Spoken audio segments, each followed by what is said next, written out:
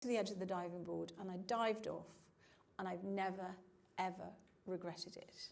And my personal inspiration, because I think we all need heroes in this world, was the amazing Anita Roddick. I'd gotten to know Anita through my journalism, and we'd been to Romania together, we'd been to Mexico, and we'd actually become good friends. And I was just incredibly admiring of the way that Anita had shown that you could actually do good through doing business. So I had this idea that, you know, I mean, it's a cliche now, but I could change the world one square of chocolate at a time. And I had to ring my bank manager to ask him to transfer the money. And really bizarrely, even though it's your money, they want to know what you're spending it on. So I said, chocolate.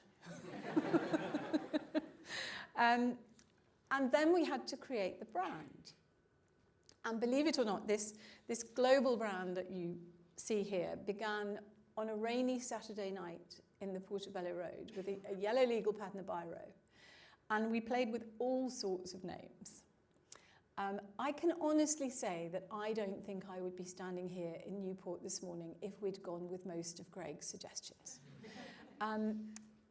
Organichoc, Ecochoc, Biochoc. I said, no, this isn't going to work.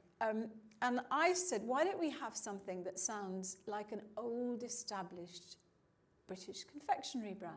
Basically, we were green because we were the first organic chocolate in the world. We were black because we had by far the darkest chocolate on the market.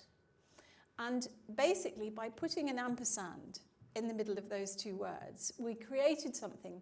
I mean, the minute I said it, I knew we had it. It just sounded, honestly, like it had been around since about 1876. It spoke of quality, it spoke of heritage, and it had the subliminal message of we were green because we were organic, we were black because we had dark chocolate, and also black has always been a very cool colour. I knew what push journalists' buttons.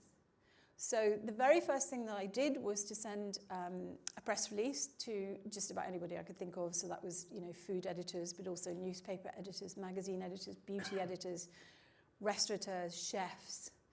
And it had what I hoped was a catchy headline. I think it said, guilt-free chocolate, ? Well, almost. And literally, I think about 3 weeks later, we got our first coverage in The Independent, at which point I think I did a little cartwheel around the office, because it put our message out there in black and white, and it just said, right on, and it tastes good too. But actually, I think the real reason that I got noticed on journalist desks was the fact that I accompanied every single press release with copious quantities of dark chocolate. It's a very good way to get your product noticed. And actually, it became kind of part of our founding philosophy in that there's a bit of a joke in the office that the first bar is free. But the real awareness breakthrough came for us when we launched Maya Gold. And Maya Gold was the very first product in the UK to carry the fair trade mark, which of course is an incredibly widely recognised mark, incredibly widely recognised brand in its own right. I think it's worth over 2 billion in sales every year. You know, the benefits of fair trade. You know, we've always tried to communicate the difference that it makes to our farmers through sharing the story. And initially we did that on the packaging because you didn't have Instagram, you didn't have the internet. And I was unwrapping a bar of chocolate for a tasting one day, and I suddenly realised I had all those squares of white paper on the inside of the wrapper.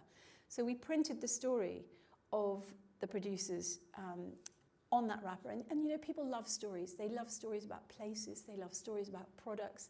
They love stories about people.